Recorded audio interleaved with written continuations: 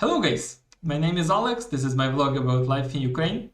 Today I was going to record a video on a different topic, but that video can wait. Yesterday on June 24th, 2023, an event happened that had all chances to become historical for Ukraine. So in this video I will tell you how Ukrainian society reacted to PMC Wagner's coup in Russia. I'm not going to retell you the chronicle of the coup. I'm sure you already know it from the news. People who watch this video in the distant future have probably even watched a Netflix adaptation of it. In Ukraine, it was just another smartphone zombie apocalypse.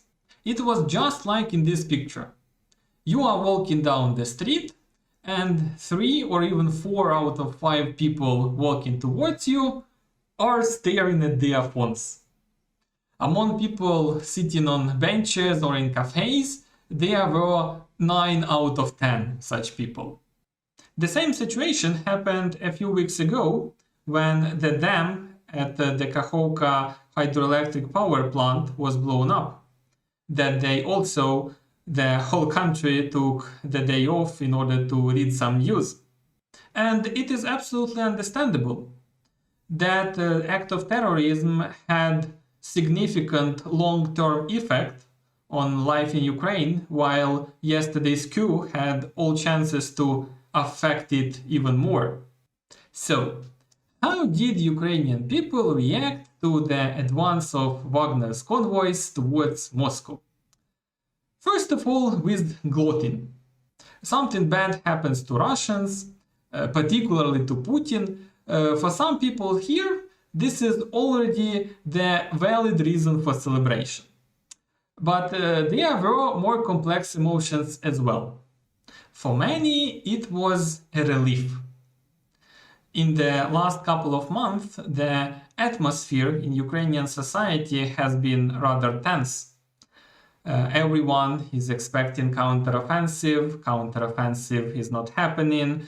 You might have heard that the counteroffensive has failed, but here in Ukraine we use different terminology. We say the counteroffensive hasn't started yet.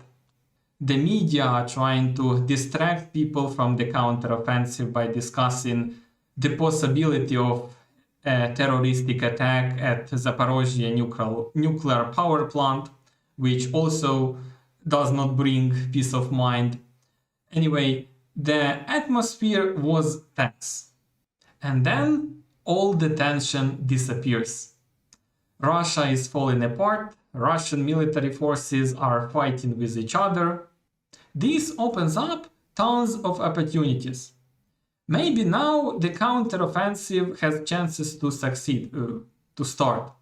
Maybe now we don't need to counteroffend at all. Maybe they will surrender tomorrow, who knows.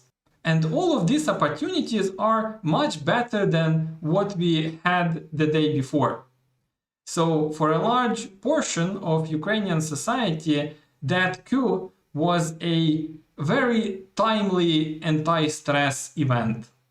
There were opposing reactions as well. There were fewer of them. Nevertheless, there were people who scared of the consequences of that coup.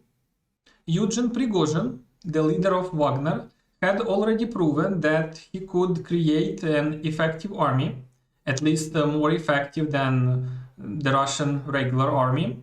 Thus, some people worried that if Prigozhin took power, it might consolidate and motivate Russian army, making it more dangerous. Moreover, negotiations will take place sooner or later, and Prigozhin doesn't look like a person who is easy to negotiate with. It even came down to discussions who is the lesser evil, Prigozhin or Putin. It was amazing to see how some Ukrainian media reported on that coup the same way as they report on the war, in a fairy tale way, where good fights against evil. Wagners were evil, destructive and stupid, while Russian government was well, maybe not good, but constructive and smart. No comments. But in the evening, when the situation was resolved, there was no discussion at all. I suppose everyone felt approximately the same in that moment. Disappointment. All possible scenarios, even the not so beneficial ones, had been discarded, and people were forced to return to the old version of reality, with the obligatory counteroffensive, with closed borders and rising taxes. This is, by the way, the topic of my next video. Today there were significantly fewer people on the street staring at their phones. I think even fewer than usually, because indeed local informational agenda is very interesting, but only when you have no alternative. So, what can I say as a conclusion? Yesterday's events showed a couple of things. The first one is that miracles happen, and the long-standing status quo can be changed within a few days. And the second thing is that miracles happen very rarely. That's it, guys. Thank you for watching. Write in the comments what do you think about this private military performance. Share this video with your friends. It really helps in developing my channel. And as usually, like, subscribe, and have a nice day.